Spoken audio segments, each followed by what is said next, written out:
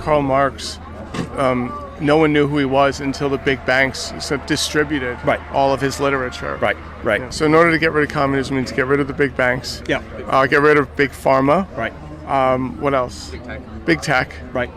And it's like like these landlords that are coming in and buying hundreds of properties. You don't even know what corporations. Like China is doing it, and Bill Gates. Zillow. Yeah. I feel like a lot of people here are very fed up, and they're ready to collectivize and sort of seize the means of production. Right.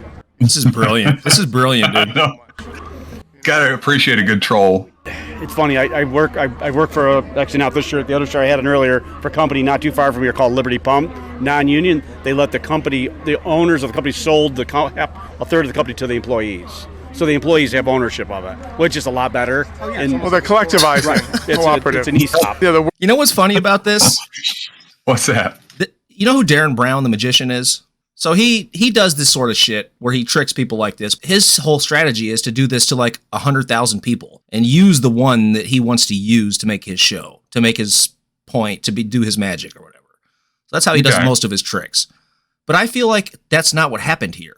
This is just the first guy he came across. This would work on any fucking MAGA chode.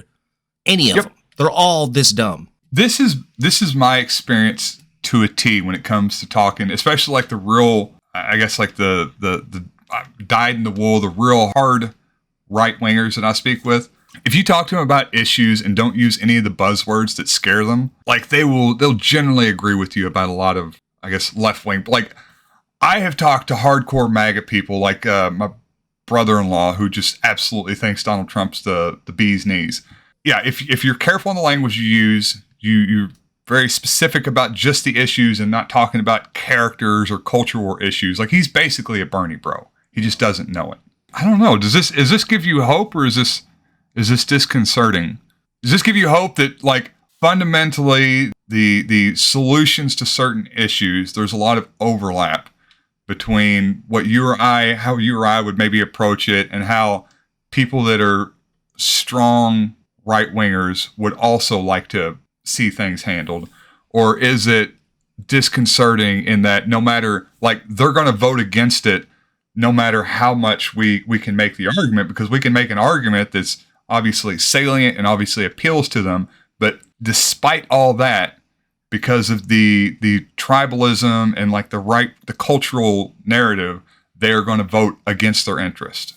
We're going to talk a little bit about this later in a segment I have planned, but I don't have any hope. Let me put it that way, first of all, because the reason, the things that he's talking about in this video, things that we care about, like workers' rights, redistributive policies, he doesn't care about. That's not what these people are voting on. That's not the issues they care about. They care about immigrants and the fucking border. They care about bashing gay people. Those are the issues they're voting on. They're not voting on economic policy issues. Yeah, fair enough. That is a big part of it. I definitely agree.